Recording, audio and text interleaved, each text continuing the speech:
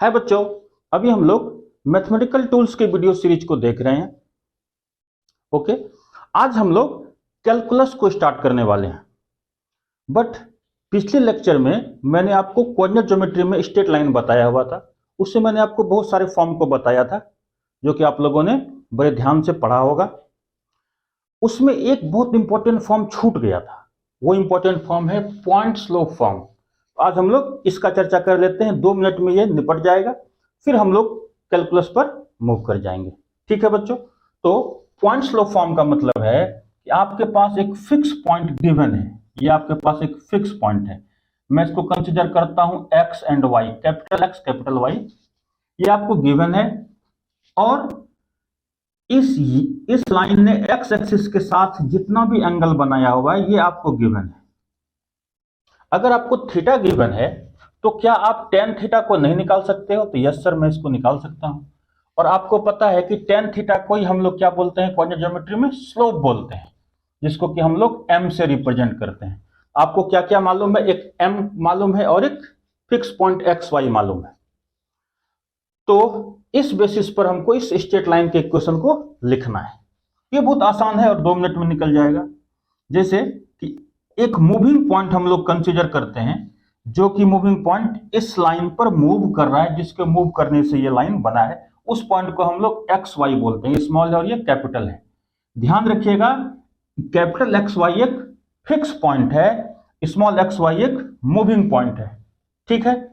अब अगर मैं आपसे एक सवाल पूछूं कि ये हाइट कितना होगा, आप बोलोगे सर ये कैपिटल वाई है। ओरिजिन से ये फुट ऑफ परपेंडिकुलर का लेंथ क्या होगा? ये कैपिटल एक्स होगा।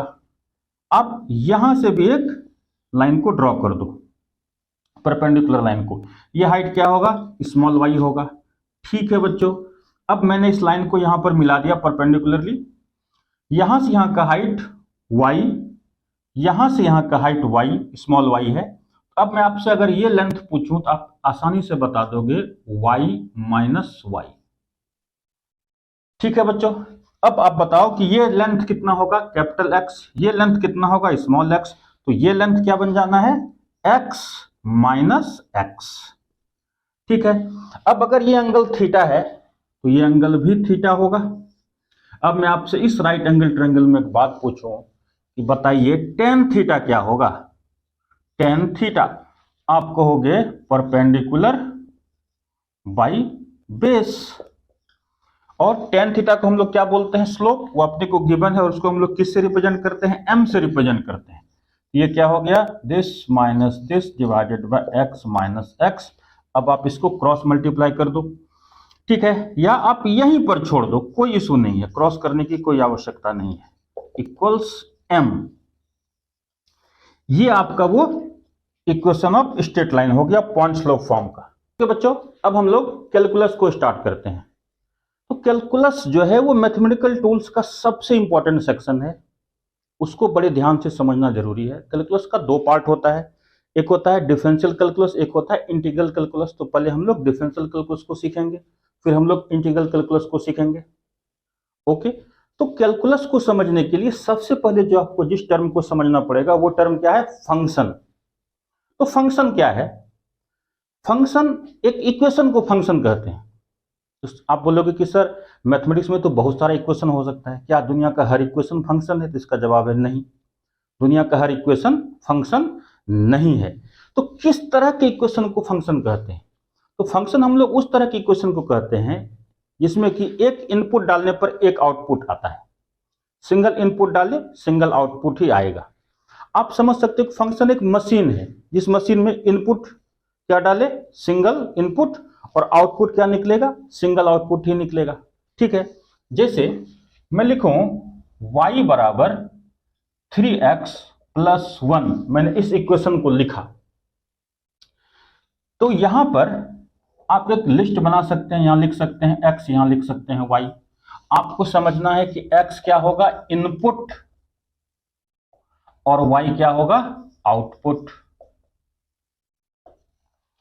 ठीक है, अब अगर मैं इनपुट के जगह पर या x के जगह पर 0 रखता हूं तो y क्या हो जाएगा? 1। मतलब अगर इस मशीन में इनपुट डाला जाए 0 तो आउटपुट आता है 1।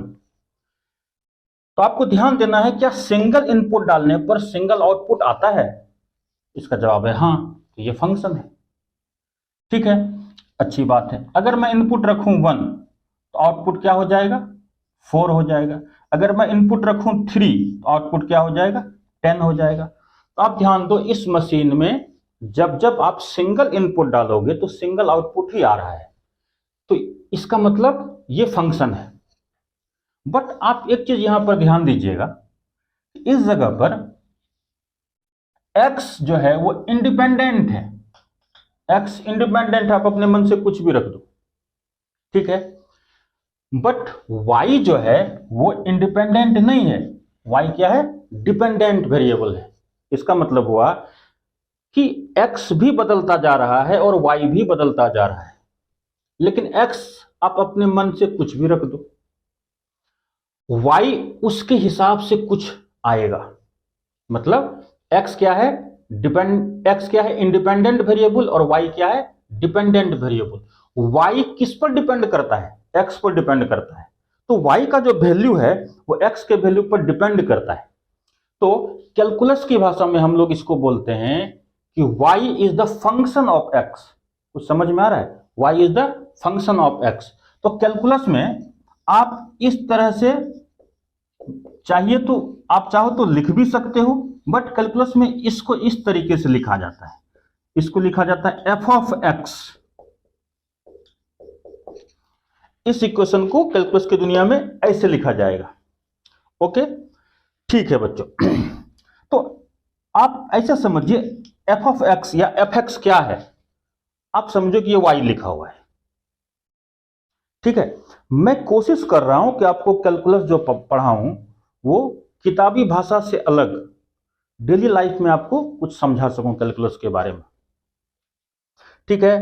तो अब यहां पे समझिए, इतने बातों को समझने के बाद अगर मैं आपसे पूछूं फंक्शन क्या है, आप कह सकते हो सर ये एक इक्वेशन है।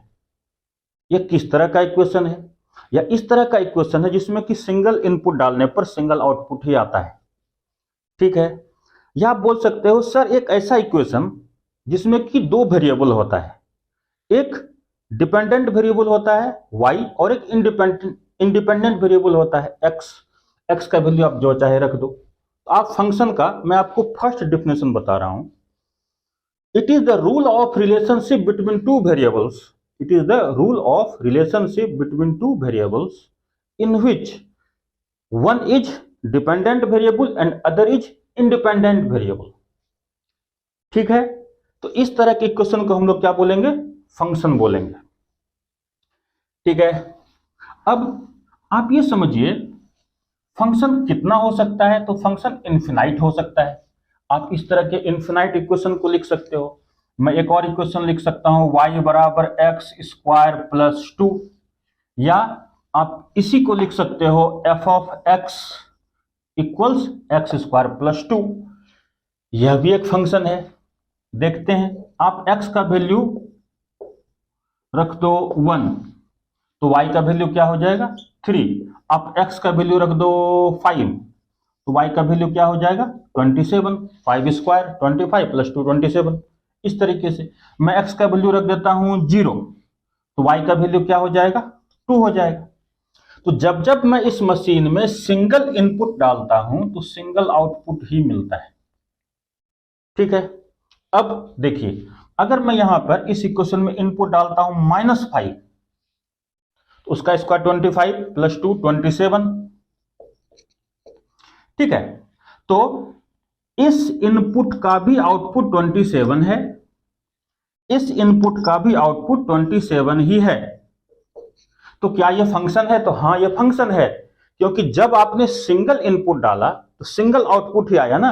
आउटपुट हमेशा सिंगल होना चाहिए, ठीक है। इस तरह के क्वेश्चन को हम लोग क्या बोल सकते हैं? फंक्शन बोल सकते हैं, ठीक है। इस तरह के क्वेश्चन को हम लोग क्या बोल सकते हैं? फंक्शन बोलते हैं। और आसान भाषा में आप समझिए, आप इसको यूं समझ सकते हैं कि मैं कहूं कि x जो है वो बेटा है और y क्या है? मां। एक्स बेटा है और वाई मां है। अब आप इसको ये समझिए, ये एक्स है और ये वाई है। एक बेटा है जिसका कि नाम है 1, मैं इससे पूछता हूं तुम्हारी मां का क्या नाम है, तो उसने अपना आधार कार्ड इस मशीन में डाला, वो मशीन जो आउटपुट है वो उसके मां का नाम बताएगा। ठीक है, तो इनपुट 1 है तो आउटपुट क्या हो जाएगा 3, तो इस लड़के की मां का नाम क्या है 3 है। अब अगर मैं एक लड़का है 5, मैं इस लड़के से पूछूं तुम्हारी मां का क्या नाम है, इस लड़के ने इस मशीन का उपयोग किया और अपने मां का नाम क्या बताएगा, इसमें एक्स का वैल्यू आप रख दीजिए, इसकी मां का नाम है 27। अब देखिए एक और लड़का है -5, मैंने इस लड़के से पूछा तुम्हारी मां का क्या नाम है, इस लड़के ने इस मशीन का यूज किया, तो ये आंसर क्या आएगा 27। ठीक है, अब बताइए क्या एक बेटे का एक मां हो सकता है कि नहीं? हाँ जी हो सकता है, यहां एक बेटे का एक मां है। ठीक, यहां पर इस दोनों बेटे का एक ही मां है, यह भी पॉसिबल है। तो आप ध्यान दीजिए, सिंगल इनपुट डालने पर सिंगल आउटपुट ही मिलता है, सिंगल इनपुट डालने पर सिंगल आउटपुट ही मिलता है। ठीक है, अगर मैं इस मशीन में कोई इनपुट डालूं, मैंने x का एक ऐसा वैल्यू डाल दिया जिसके लिए कि y का दो वैल्यू आ गया, इसका मतलब समझ में आ रहा है कि आपको क्या हो रहा है? एक बेटे से मैंने उसके मां का नाम पूछा, उसने अपने मां का नाम दो नाम बता दिया, तो क्या एक बेटे का 2 मां हो सकता है? नहीं हो सकता है। इसका मतलब फंक्शन एक ऐसा मशीन है जिसमें कि सिंगल इनपुट डालने पर सिंगल आउटपुट ही आएगा। ठीक है, आउटपुट हमेशा सिंगल होना चाहिए, एकलौता होना चाहिए। एक से ज्यादा इनपुट का भी, मोर देन 1 इनपुट के लिए भी क्या सिंगल आउटपुट आ सकता है? हाँ आ सकता है, वह भी फंक्शन है। तो आपको ध्यान देना है कि आउटपुट हमेशा 1 होना चाहिए। ठीक है, ये क्या हो गया? फंक्शन हो गया। अब मैं आपको फंक्शन का एक और डिफिनेशन बता देता हूं। Function is the relation between x and y for which there is only one value of y corresponding to one value of x। फिर से, the relation between x and y for which there is only one value of y corresponding to one value of x। एक x के लिए एक ही y होना चाहिए, एक x के correspondence एक ही y होना चाहिए, y इक्वेशन क्या हो जाएगा? फंक्शन हो जाएगा। कुछ और एग्जांपल लेते हैं, जैसे मैं कहूं कि y² बराबर x, अब अगर मैं y का वैल्यू लेता हूं 9, ठीक है, तो x का वैल्यू क्या हो जाएगा? x क्या हो जाएगा? 81। x क्या हो जाएगा? 81।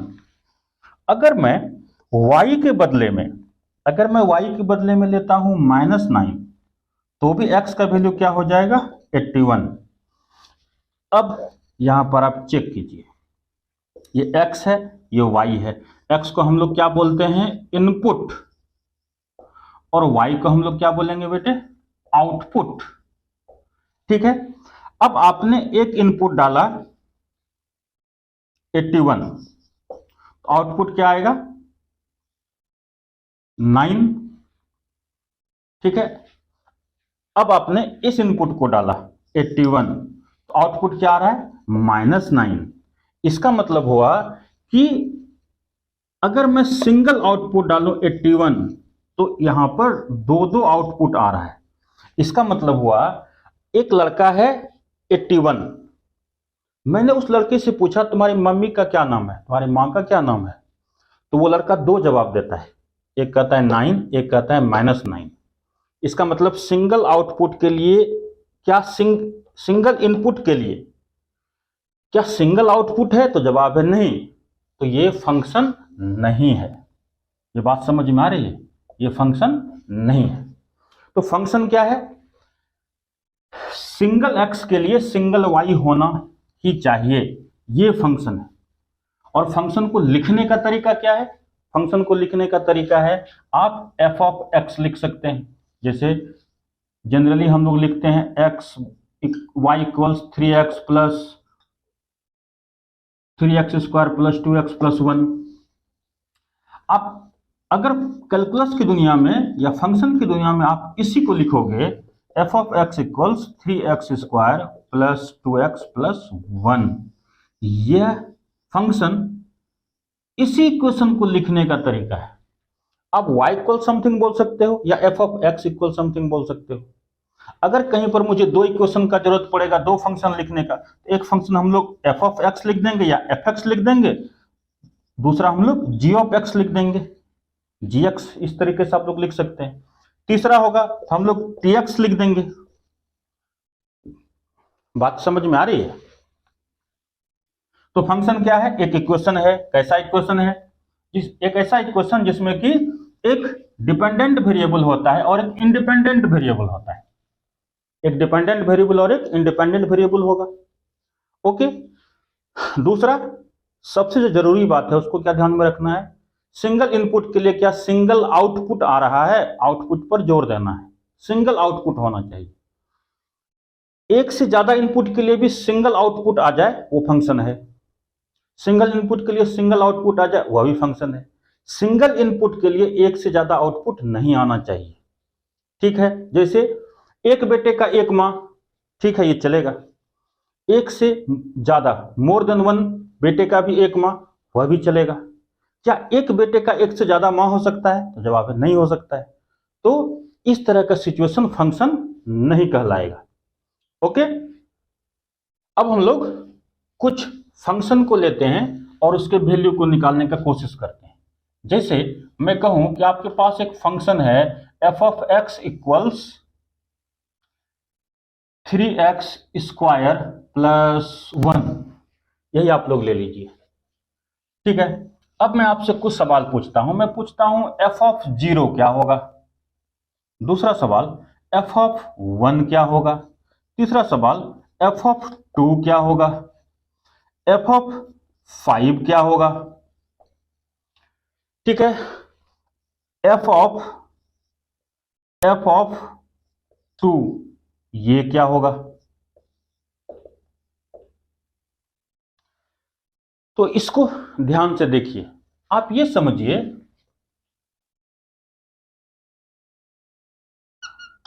ये एक मशीन है। मैंने पहले क्या सिखाया था कि आप फंक्शन को एज ए मशीन ट्रीट कर सकते हैं। आप लिख सकते हैं इस मशीन के ऊपर पे y equals 3x square plus 1, वरना आप यूं भी लिख सकते हैं F of x equals 3x square plus 1। इधर से आपको इनपुट डालना है, उसके कॉरस्पॉन्डेंस यहां से आपको आउटपुट निकालना है। ठीक है। अगर मैं इनपुट रखता हूं 0, आप x के बदले में रख दो 0, तो f ऑफ 0, यहां पे मैंने 0 रखा, इसको सॉल्व करने पर ये 0, ये टर्म खत्म हो जाएगा, ये क्या बन गया 1। अगर मैं 1 रखूं तो 1 का स्क्वायर 1 इंटू 3 प्लस 1, ये तो 4 हो गया। अब मैं एफ ऑफ 2 आपसे पूछूं तो एफ ऑफ 2 क्या होगा। यहां x के बदले आपको 2 रख देना है, तो 2 का स्क्वायर 4 इंटू 3 12 प्लस 1, ये तो 13 हो जाएगा। ठीक है। अच्छा, अब आप क्या करोगे, एफ ऑफ 5 अगर मैं आपसे पूछूं तो यहां आपको 5 रख देना है। 5 का स्क्वायर 25 इंटू 3 75 प्लस 1, ये आपका आंसर क्या हो गया 76 हो गया। 75 प्लस 1। अब आपसे मैंने ये सवाल पूछा एफ ऑफ 2 या एफ ऑफ 0, एफ ऑफ 1, आप कोई आसानी ले लो, कोई दिक्कत नहीं है। ठीक है। तो अब आप ये समझो एफ ऑफ 1, तो पहले आपको इस टर्म को सॉल्व करना है। एफ ऑफ 1 का वैल्यू हम लोगों ने क्या निकाला है 4, यहां आप 4 रख दो। अब आप यहां पर सोचो, यहां पर अगर आप 4 रख दोगे तो 4 का स्क्वायर 16 इंटू 3 48 प्लस 1 49, ये हो गया। ठीक है। तो ये जो भी सवाल मैंने आपसे पूछा, ये उन सारे सवालों का ये जवाब है। अब सोचो ये एक मशीन है, ये इनपुट है और ये आउटपुट है। मैं समझाने के लिए इस तरीके से बना रहा हूं, आपको हमेशा इसको बनाने की कोई आवश्यकता नहीं है। जब आपका इनपुट क्या होगा 0 तो आउटपुट क्या होगा 1, जब इनपुट होगा 1 तो आउटपुट क्या होगा 4, जब इनपुट होगा 2 तो आउटपुट क्या होगा 13, जब इनपुट होगा 5 तो आउटपुट क्या होगा 76। यहां आप देख लीजिए, और ये इनपुट क्या है यहां पर 1, तो यहां पर क्या है एफ ऑफ 1, तो यहां पर एफ ऑफ 1 क्या है, आप ये बोल सकते हैं एफ ऑफ 1 4 है। इसका मतलब मैं यहां पर इनपुट को 4 डालूंगा तो आउटपुट क्या हो जाएगा 49। ठीक है, तो आपको ये कुछ कुछ बातें समझ में आ रहा है। फंक्शन क्या है, एक इक्वेशन है जिसमें कि x के एक वैल्यू के लिए y का एक ही वैल्यू होना चाहिए, जिसमें कि x इंडिपेंडेंट वेरिएबल है, आप x का वैल्यू कुछ भी रख दो। y डिपेंडेंट वेरिएबल है, y जो है वो x पर डिपेंड करेगा। अगर y x पर डिपेंड करेगा तो हम इसको बोलेंगे y is the function of x। ठीक है, जैसे मैं किसी हाइट से किसी पहाड़ पे चला जाऊं, मैंने एक हाइट से एक पत्थर को ऐसा गिरा दिया, ठीक है, उस पत्थर का जो स्पीड है वो क्या होगा, एक्सेलरेशन ड्यू टू ग्रेविटी की वजह से उसका स्पीड इंक्रीज होता जाएगा होता जाएगा होता जाएगा होता जाएगा। ठीक है, अब अगर मैं आपसे 2 सेकंड के बाद पूछूं कि उसका स्पीड क्या होगा, तो कुछ और वैल्यू आप बताओगे। 5 सेकंड के बाद अगर मैं पूछूं तो उसका स्पीड क्या होगा तब तक और इंक्रीज हो चुका होगा, 10 सेकंड के बाद और भी इंक्रीज हो चुका होगा। तो इसका मतलब हुआ कि स्पीड किस पर डिपेंड करेगा, टाइम पर डिपेंड करेगा। आप बोल सकते हो इस बात को कि speed as a function of time, speed time का फंक्शन है। बात समझ में आ रहा है। टाइम, अगर मैं किसी पत्थर को ना गिराऊं, घड़ी तो फिर भी चलेगी ना, टाइम तो फिर भी आगे बढ़ेगा। तो टाइम को उस पत्थर से मतलब नहीं है, या टाइम को उस पत्थर की स्पीड से मतलब नहीं है, बट स्पीड को टाइम से मतलब है। बात समझ में आ रही है। अब हम लोग दो और इंपॉर्टेंट बात को समझने की कोशिश करते हैं। पहला टर्म आपको समझना है डोमेन क्या होता है, और दूसरा आपको क्या समझना है रेंज क्या होता है, डोमेन और रेंज। अब आप इसको यूं समझिए, मैं फिर से फंक्शन लिखता हूं y equals x square plus 2, मैंने एक और फंक्शन लिख दिया। ठीक है, अब आपको क्या समझना है domain, domain of the function आप इसको बोल सकते हैं, डोमेन क्या होता है। तो डोमेन को आप यूं बोल सकते हैं the collection of all the value of x for which Y can be defined, the collection of all the values of x for which Y can be defined. Domain जो है वो सारे एक्स का ग्रुप है, domain सारे x का group है जिसके लिए कि वाई का वैल्यू डिफाइन किया जा सकता है। ठीक है, तो अगर मैं यहां पर x का वैल्यू 1 रख दूं तो y मेरे को कुछ ना कुछ मिलेगा। अगर मैं x का वैल्यू 1000 रख दूं तो भी y कुछ ना कुछ मिलेगा। x का वैल्यू मैं 9.3 रख दूं फिर भी तो y कुछ ना कुछ मिलेगा। ऐसा कौन सा x है जिसको मैं यहां पे रख दूं तो y का कुछ ना कुछ वैल्यू नहीं आएगा। इसका जवाब है सारा कुछ भी रख दो। इसका मतलब हुआ इस फंक्शन का डोमेन आप यूं भी लिख सकते थे, ऑफ एफ ऑफ एक्स भी लिख सकते थे। इसको हम लोग लिखते हैं डोमेन ऑफ द फंक्शन, ये होगा क्या रियल नंबर। दुनिया का कोई भी रियल नंबर आप इस मशीन में डाल दो, कुछ ना कुछ आउटपुट इसमें आ ही जाएगा। तो इस फंक्शन का डोमेन क्या हो गया रियल नंबर। ठीक है, तो डोमेन आप यूं समझिए, डोमेन किसी सिंगल एक्स को नहीं कहते हैं, डोमेन वो सारे एक्स का एक ग्रुप है, वो सारे एक्स का एक कलेक्शन है जिसके लिए हम लोग y को डिफाइन कर सकते हैं। The collection of all the value of x for which y can be defined is called domain of the function. ठीक है, अब मैं आपसे पूछूं एक और सवाल, क्या 3 इस फंक्शन का डोमेन है? तो जवाब है नहीं, 3 डोमेन नहीं है। अब यूं समझिए, क्या विराट कोहली टीम इंडिया है क्या? तो जवाब है नहीं। टीम इंडिया क्या है फिर? तो विराट कोहली टीम इंडिया का एक मेंबर है। टीम इंडिया बहुत सारे लोगों का एक कलेक्शन होता है। उसी तरह से आप ये बोल सकते हो कि सर 3 जो है इस फंक्शन के डोमेन का एक सिंगल मेंबर है। ठीक है, इस फंक्शन के डोमेन का सिंगल मेंबर है, लेकिन ये डोमेन नहीं है। जैसे क्या मैं इंडिया हूं क्या? नहीं। इंडिया क्या है? इंडिया बहुत सारे लोगों का एक कलेक्शन को है। उस कलेक्शन को हम लोग इंडिया बोलते हैं। कुछ बातें समझ में आ रही है? तो जब भी डोमेन का बात होगा तो क्या बोलना पड़ेगा? दुनिया का सारा नंबर इस फंक्शन का डोमेन है। ठीक है, एक छोटे से बात को आप और समझ लीजिए। अगर मैं आपसे पूछूं 6/2 क्या होगा? इस सवाल के जवाब देने से पहले मैं यहां पर एक बॉक्स बना देता हूं। ठीक है, आप इस बॉक्स में कौन सा नंबर भरना पसंद करोगे? आप कहोगे सर ये 3 है। अब मैं कहूं कि आपका ये आंसर सही है या गलत है, इसका क्या प्रूफ है? आप बोलोगे सर दिस इंटू दिस कर दो, आप इस दोनों को मल्टीप्लाई कर दो, आप यहां आ जाओगे। ठीक है, इसका मतलब हुआ कि आपको इस बॉक्स में किस नंबर की तलाश थी? आप इस बॉक्स में एक ऐसे नंबर को खोज रहे थे, एक ऐसे नंबर को ढूंढ रहे थे जिसको अगर 2 से मल्टीप्लाई किया जाए तो वो 6 आना चाहिए। आप इस बॉक्स में एक ऐसे नंबर को खोज रहे थे कि अगर आप उस नंबर को 2 से मल्टीप्लाई करो तो वो 6 आ जाए। तो 3 ने कहा यस सर मैं हूं, इसलिए इस सवाल का जवाब क्या है? 3। अब अगर मैं आपसे पूछूं कि 27 डिवाइडेड बाय 3, ये अब मैं यहां पर एक बॉक्स बना देता हूं। आप इस बॉक्स में किस नंबर को ढूंढ रहे हो? आप इस बॉक्स में उस नंबर को ढूंढ रहे हो कि जिसको अगर 3 से मल्टीप्लाई किया जाए तो वो नंबर 27 होना चाहिए। तो वो नंबर क्या होगा? 9। 9 यहां पर आ जाएगा। यस सर, मेरे में वो खासियत है कि अगर आप मुझे 9 ने आपको आके क्या बताया कि सर अगर आप मुझे 3 से मल्टीप्लाई करोगे तो मैं 27 हो जाऊंगा।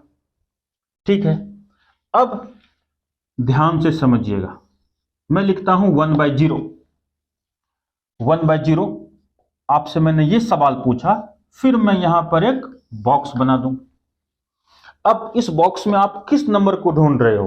अब ढूंढ रहे हो एक ऐसे नंबर को जिसको कि अगर 0 से मल्टीप्लाई किया जाएगा उसका आंसर क्या होना चाहिए? 1 होना चाहिए। तो दुनिया का कौन सा नंबर इसके लिए रेडी होगा? यहां तो 3 रेडी हो गया कि ठीक है आप मुझे 2 से मल्टीप्लाई करो मैं 6 हो जाऊंगा। यहां 9 रेडी हो गया कि आप मुझे 3 से मल्टीप्लाई करो मैं 27 हो जाऊंगा। यहां पर कौन सा नंबर रेडी होगा इस बात के लिए कि आप मुझे 0 से मल्टीप्लाई करो मैं 1 हो जाऊंगा? ठीक है, तो यहां पर कोई नंबर भी रेडी नहीं है यहां पे आने के लिए। इस सवाल का क्या जवाब है? इस सवाल का कोई जवाब नहीं है। आप इसको बोल सकते हैं नो सॉल्यूशन, या इसी टर्म को कहा जाता है अनडिफाइंड। तो 1/0 क्या हो गया? अनडिफाइंड। ये बात समझ में आ गया? किसी भी नंबर को अगर आप 0 से डिवाइड करोगे तो वो अनडिफाइंड हो जाएगा। इसके समझाने का मतलब है, मैं आपसे पूछूं 2/0 क्या होगा? आंसर होगा अनडिफाइंड। 0/0 क्या होगा? अनडिफाइंड। ठीक है, जैसे आप ये समझिए 0/0 मैं यहां पर अगर 2 लिख दूं तो भी आंसर सही होगा। This into this equals this. मैं अगर यहां पर 7 लिख दूं तो भी this into this equals this हो जाएगा। तो यहां पर कोई तैयार नहीं है, यहां पर दुनिया का हर नंबर तैयार है। तो क्या इस सवाल का, जैसे इस सवाल का एक एग्जैक्ट आंसर था, इस सवाल का भी एक एग्जैक्ट आंसर था, क्या आप इस सवाल का कोई एग्जैक्ट आंसर दे पाओगे? तो जवाब है नहीं। ठीक है, इसका मतलब हुआ कि 0/0 भी अनडिफाइंड है। दुनिया के किसी भी नंबर को अगर आप 0 से डिवाइड करोगे तो वो क्या हो जाएगा? अनडिफाइंड। ठीक है, इस बात को समझ लीजिएगा बड़े ध्यान से। ठीक है बच्चों, मैंने यहां पर एक और फंक्शन लिख दिया है। अब अगर मैं आपसे पूछूं कि इस फंक्शन का डोमेन क्या होगा, इस फंक्शन का डोमेन क्या होगा, तो डोमेन का क्या मतलब है कि वो सारा एक्स जिसके लिए आप वाई का कुछ ना कुछ आपको वैल्यू मिल जाए। जैसे अगर मैं यहां पर एक्स के बदले में रख दूं 0 तो वाई का मेरे पास कुछ ना कुछ वैल्यू मिल जाएगा। मैं एक्स के बदले में मैं रख दूं 11, तो कुछ ना कुछ वैल्यू मिल जाएगा। तो ऐसा कौन सा नंबर है जिस नंबर को मैं एक्स के बदले में इस इक्वेशन में या इस फंक्शन में रख दूं और मुझे वाई मिल जाएगा? क्या दुनिया में कोई भी एक्स रख देने पर कुछ ना कुछ वाई आ जाएगा? नहीं, कुछ ऐसा एक्स है जिसके भरने पर कि वाई हम लोगों को नहीं मिलेगा। जैसे अगर मैं कहूं कि इफ x इक्वल्स 3, अब आप यहां पे रखो 3, तो जैसे ही आप इसको f ऑफ x भी बोल सकते हो, कोई इशू नहीं है। f ऑफ x, अगर मैं आपसे पूछूं f ऑफ 3 क्या होगा, आप यहां पे रखोगे 3 प्लस 2 डिवाइडेड बाय 3 माइनस 3 और 3 प्लस 1, ये क्या हो गया? 3 plus 2 5 divided by 3 minus 3 0 into 3 plus 1 4, इसका मतलब ये क्या हो गया? 5/0। इसका मतलब ये क्या हो गया? अनडिफाइंड। इसका मतलब हुआ कि यहां पर एक लड़का था जिसका कि नाम था 3। मैंने उस लड़के से पूछा तुम्हारी मां का क्या नाम है, तो उस लड़के ने बताया मुझे नहीं पता। नहीं पता का मतलब अनडिफाइंड, ठीक है। अच्छा, एक और भी लड़का है जिसको कि अपनी मां का नाम नहीं पता है, वो लड़का क्या है? -1। आप यहां पे रख के देख लीजिए। मैं f ऑफ -1 अगर आपसे पूछूं तो आप x के बदले में रखोगे -1 प्लस 2 -1 -3 -1 प्लस 1। देखिए ये क्या हो गया? ऊपर में क्या होगा? 1, और ये क्या हो गया? -4 इंटू -1 प्लस 1 0। इसका मतलब 1/0, मतलब अनडिफाइंड। इसका मतलब हुआ कि इस लड़के को भी अपने मां का नाम नहीं पता है। ये दो लड़का ऐसा है जिसको अपने मां का नाम नहीं पता है। आसान भाषा में अगर मैं इस दोनों में से कोई सा भी x यहां पे रखूंगा इनपुट में, तो आउटपुट में क्या आएगा? कुछ नहीं आएगा। तो सिंगल आउटपुट तो आना चाहिए ना। तो इसके अलावा आप कुछ भी रख दो, x के बदले में 0 5 11 20 पाई, कुछ भी रख दो, 1 लाख 10 लाख 50 लाख 55, आप कुछ भी रख दो, 55 57 59, कुछ ना कुछ वाई मिल ही जाएगा, या कुछ ना कुछ इस फंक्शन में आउटपुट मिल ही जाएगा। तो इसका मतलब हुआ अगर कोई मेरे से पूछे कि इस फंक्शन का डोमेन क्या होगा, मैं कहूंगा कि दुनिया का सारा रियल नंबर इसका डोमेन है, लेकिन उसमें से दो नंबर को बाहर करना पड़ेगा। एक नंबर 3 है, एक नंबर -1 है। तो इस तरीके से हम लोग डोमेन को डिफाइन करते हैं। तो डोमेन क्या है? The collection of all the value of x for which Y can be defined. X का वो सारा वैल्यू जिसके लिए हमको कुछ ना कुछ वाई मिल जाए, वो सारा का सारा कलेक्शन क्या कहलाएगा? डोमेन कहलाएगा। तो अब आप ये समझो कि फंक्शन, और आसान भाषा में मैं आपको समझाने की कोशिश कर रहा हूं। आप ये समझो कि फंक्शन एक दुनिया है। जैसे जब भी मैंने एक इक्वेशन लिखा y बराबर 3x प्लस 11, ठीक है, क्या ये फंक्शन है? तो हाँ, ये एक फंक्शन है। तो आप यूं समझो कि फंक्शन एक दुनिया है, और डोमेन क्या है? डोमेन एक ग्रुप है। डोमेन क्या है बेटे? डोमेन आप यूं समझो कि डोमेन एक व्हाट्सएप ग्रुप है। जैसे आप लोगों ने किसी व्हाट्सएप ग्रुप को बनाया, तो उस ग्रुप में आप किसको किसको रखोगे? अपने फ्रेंड को रखोगे। तो उस लिस्ट में, उस ग्रुप में आपके मम्मी पापा नहीं हो सकते, आपके टीचर्स नहीं हो सकते हैं। आपने अपने दोस्तों का एक ग्रुप बनाया, उसमें आपका दुश्मन नहीं रह सकता है। बात समझ में आ रहा है? तो आप जब भी कोई डोमेन या आप जब भी कोई ग्रुप बनाते हो, व्हाट्सएप ग्रुप बनाते हो, तो उस वक्त उस ग्रुप का एक रूल होता है कि इस ग्रुप में किसको किसको शामिल करना है, ठीक है। तो उसी तरह से डोमेन एक, आप यूं समझो, डोमेन एक व्हाट्सएप ग्रुप है। ग्रुप का सारा मेंबर डोमेन है, बट उस ग्रुप में वही लड़का शामिल होगा, वही बेटा शामिल होगा जिसको अपनी मां का नाम पता है। बात समझ में आ गया? जैसे मैं लिखूं कि इस फंक्शन का डोमेन क्या होगा? रियल नंबर, ठीक है, डोमेन ऑफ द फंक्शन क्या हो गया, रियल नंबर हो गया, R for real number. DF मतलब डोमेन ऑफ द फंक्शन हम लोग इस तरीके से लिखते हैं। अब मैं लिखूं y बराबर x square plus 1 divided by x minus 7। इस फंक्शन का डोमेन क्या होगा? तो डोमेन क्या है, एक व्हाट्सएप ग्रुप है। इस दुनिया में जो व्हाट्सएप ग्रुप बनेगा डोमेन के नाम से, ठीक, उस ग्रुप में कौन कौन शामिल हो सकता है? दुनिया का सारा लड़का शामिल हो जाएगा, क्योंकि उसको अपनी माँ का नाम पता है। सिर्फ 7 को अगर मैं यहां पर x के बदले में रख दूं 7, तो 7 माइनस 7 जीरो, डिनोमिनेटर जीरो हो जाना, ये अनडिफाइंड हो जाएगा।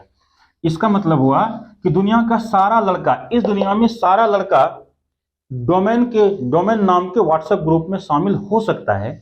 सिर्फ एक लड़का नहीं हो सकता है, वो लड़का क्या है, 7। तो आपसे अगर मैं पूछूं तो डोमेन ऑफ द फंक्शन क्या होगा, आपको हो गया r माइनस 7। ये डोमेन ऑफ द फंक्शन हो गया, इस फंक्शन का डोमेन। ये रियल नंबर इस फंक्शन का डोमेन हो गया। ठीक है, अब आप कुछ समझ पा रहे हो कि डोमेन क्या है? डोमेन है the collection of all the value of x for which y can be defined is called domain of the function. ठीक है, अब रेंज क्या है? अब आप ये समझिए, अगर आप इस फंक्शन में x का वैल्यू बदलते जाओगे तो y का वैल्यू भी बदलता जाएगा। तो आपके पास एक लार्ज नंबर ऑफ x का कलेक्शन हो जाएगा। अदर साइड आपके पास एक लार्ज नंबर ऑफ y का कलेक्शन भी हो जाएगा।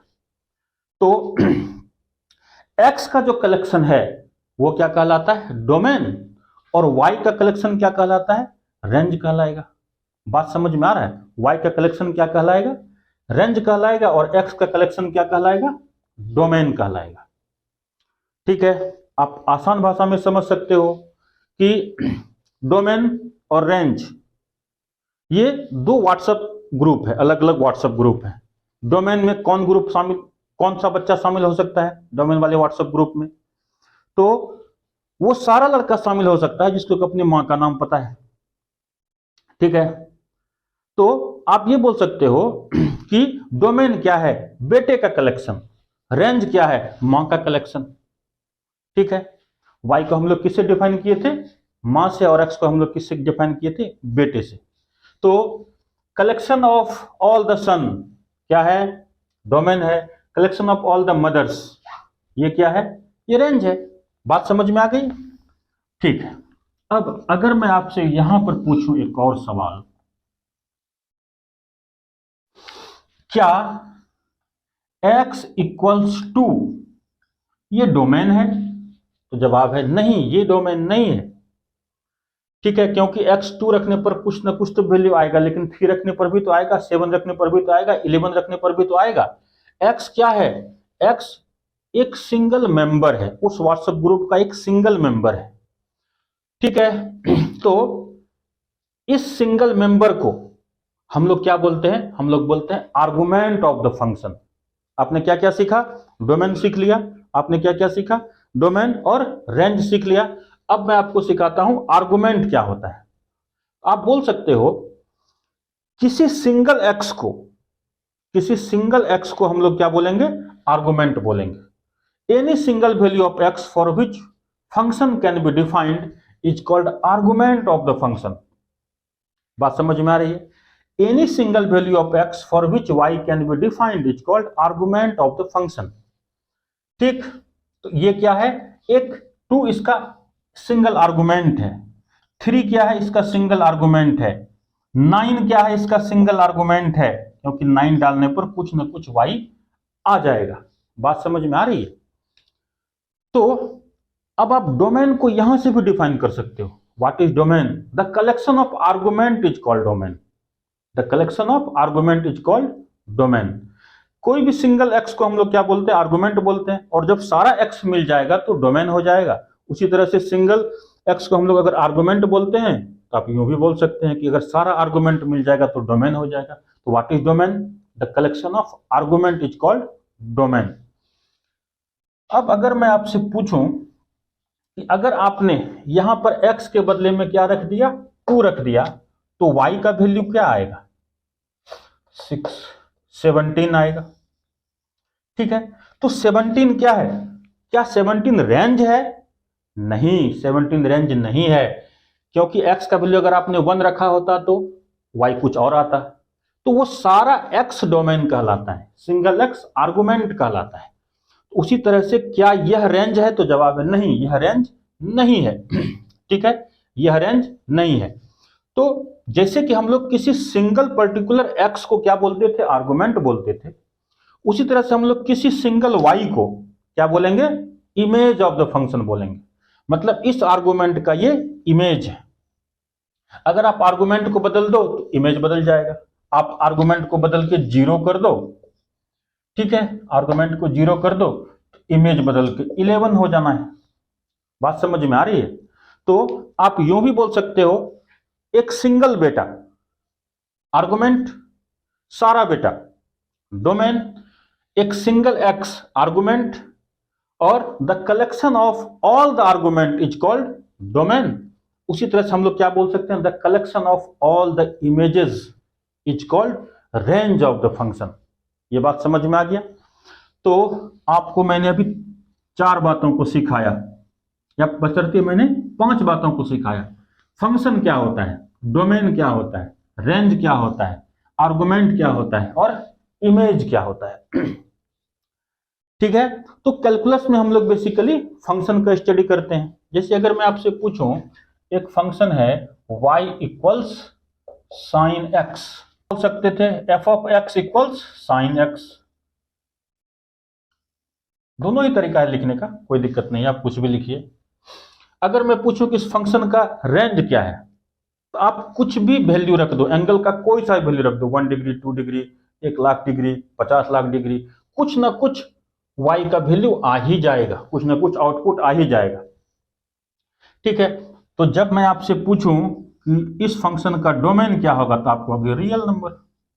अब कुछ भी x रख दो, कुछ ना कुछ तो y आ ही जाएगा।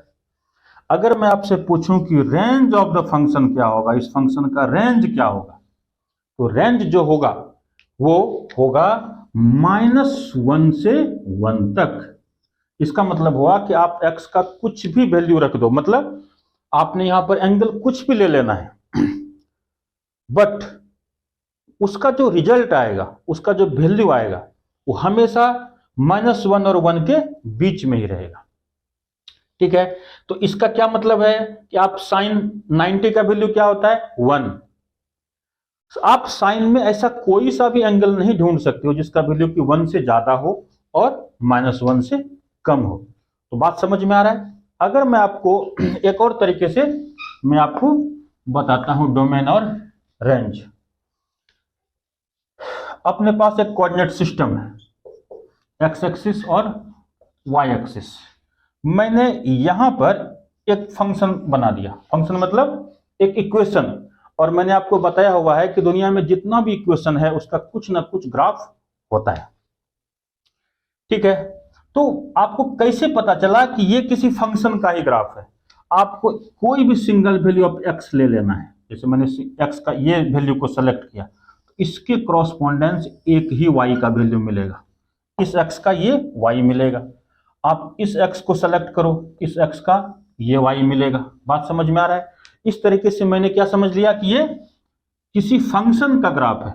मालूम नहीं कि वह कौन सा फंक्शन है, क्योंकि दुनिया में इन्फिनाइट इक्वेशन लिखा जा सकता है, और इन्फिनाइट इक्वेशन का कुछ ना कुछ ग्राफ जरूर होता है, चाहे दुनिया का कोई मैथमेटिशियन उसे जानता हो या नहीं जानता हो, इससे फर्क नहीं पड़ता है, उस इक्वेशन का ग्राफ जरूर होता है। ठीक, अब मैंने आपको एक और इस तरीके से मैं आपको एक ड्रॉ कर दूं, क्या ये फंक्शन का ग्राफ है? तो जवाब है नहीं। जैसे मैं इस एक्स को सेलेक्ट करूं, तो y का वैल्यू इस लाइन ने, इस वर्टिकल लाइन ने इस ग्राफ को 2 जगह पर पेनिट्रेट किया है, 2 जगह पर कट किया है। ठीक, तो इसका मतलब इस x के लिए यह भी y है और यह भी y है। इसका मतलब सिंगल x का डबल y हो गया। इसका मतलब हुआ कि यह फंक्शन नहीं है। तो ग्राफ को देख करके आपको कैसे समझ में आएगा कि कौन सा ग्राफ फंक्शन का ग्राफ है? तो आप ऐसा माइंड में एक मैप बनाओ कि अगर मैं इस ग्राफ के हर जगह पर एक वर्टिकल लाइन को खींचूं, ठीक है, और उस ग्राफ को किसी वर्टिकल लाइन से कट करूं, तो क्या कोई वर्टिकल लाइन इस ग्राफ को मोर देन 1 टाइम्स कट कर रहा है क्या? अगर ऐसा है, इसका मतलब हो गया कि उस एक्स पर एक से ज्यादा वाई है, इसका मतलब वह फंक्शन नहीं है, ठीक है। तो मैं आपको कुछ और ही बताने वाला था, मैं रेंज और डोमेन बता रहा था, इसलिए ये भी सीख लिया आप तो ठीक ही हुआ। अब मैंने एक ये फंक्शन का ग्राफ बना लिया, यह भी यहां तक ले लीजिए। अब अगर मैं आपसे पूछूं तो इस फंक्शन का डोमेन क्या होगा, तो कोई भी ग्राफ जितने एक्स एक्सिस को कवर करेगा, इस ग्राफ ने कितने एक्स एक्सिस को कवर कर रखा है, यहां से यहां तक, ठीक है, तो यह इसका डोमेन है। और उस ग्राफ ने कितने वाई एक्सिस को कवर कर रखा है, तो वाई एक्सिस को वो इसी बीच में ना कहीं से कहीं तक कवर करेगा। तो ये जो वाई का वैल्यू है, इस पॉइंट से लेकर इस पॉइंट तक वाई का जो भी वैल्यू रहेगा वो क्या कहलाएगा, रेंज कहलाएगा। और यहां से यहां तक जितना वैल्यू ऑफ एक्स को वो कवर करेगा वो क्या कहलाएगा, उसका डोमेन कहलाएगा। तो आप ग्राफ देख करके किसी भी फंक्शन का डोमेन और रेंज आसानी से निकाल सकते हैं, ठीक है। तो ये बातें आपको समझ में आ गई। अब हम लोग नेक्स्ट क्लास में डिफरेंशिएशन को सीखेंगे कैलकुलस में, ठीक है बच्चों, मिलते हैं नेक्स्ट क्लास में।